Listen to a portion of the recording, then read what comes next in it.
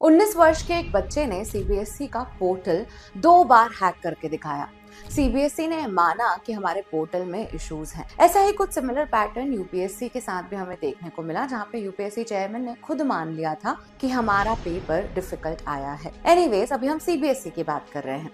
हुआ यूं है कि इस साल सीबीएसई ने 12th की कॉपी चेक करने के लिए एक नया सिस्टम लॉन्च किया, जिसका नाम है OSM यानी कि ऑन स्क्रीन मार्किंग। इसमें ऐसा होता है कि जो भी बच्चा अपनी कॉपी लिख कर आता है, जो कि फिजिकल फॉर्म में ही होती है, उसको स्कैन कर दिया जाता है। उसमें पहचान मिटा दी जाती है कि उसका रोल नंबर वगैरह ना दिखे, नाम वाम ना दिखे, और फिर वो असाइन होता है किसी इवैल्यूएटर को। वो इवैल्यूएटर चेक करता है कंप्यूटर पर ही जो स्कैन्ड कॉपी उसे मिलती है और मार्क्स अलोकेट करता है। इस पूरे सिस्टम का सीबीएसई ने एडवांटेज ये बताया था कि इससे स्पीडी चेकिंग हो सकती है, यानी कि जल्दी रिजल्ट्स इशू किए जा सकते हैं।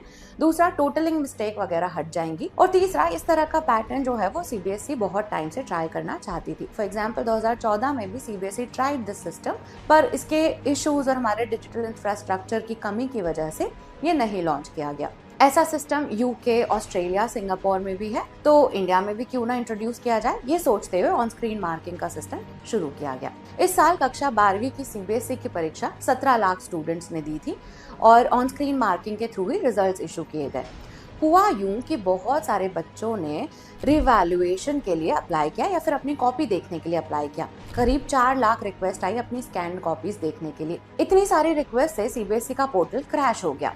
जो कुछ बच्चों को अपनी कॉपीज देखने को मिली, उन्होंने उसमें बहुत सारी discrepancies pi. For example, scanned copy blur है, या फिर कुछ पेजेस जो हैं वो दूसरों की आंसर कॉपी के हैं। कुछ केसेस में तो पूरी की पूरी आंसर कॉपी किसी और के हैंडराइटिंग की है। बच्चों को ऐसा लगा कि उनके साथ धोखा हुआ है। क्लास 12 बहुत ही इंपॉर्टेंस वाला ईयर होता है, जिसमें बच्चे अपना पूरा मेहनत लगाते हैं। ये सब चीज़ें देखकर मुझे एक बहुत ही फेमस थिंकर की बात याद आ रही है।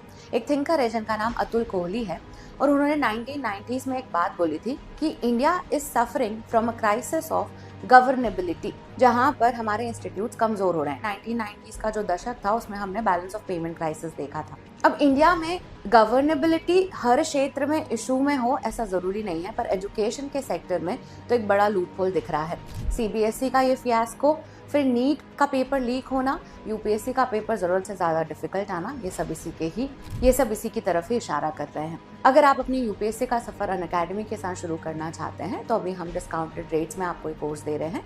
Use the code MM05 for it. Thank you.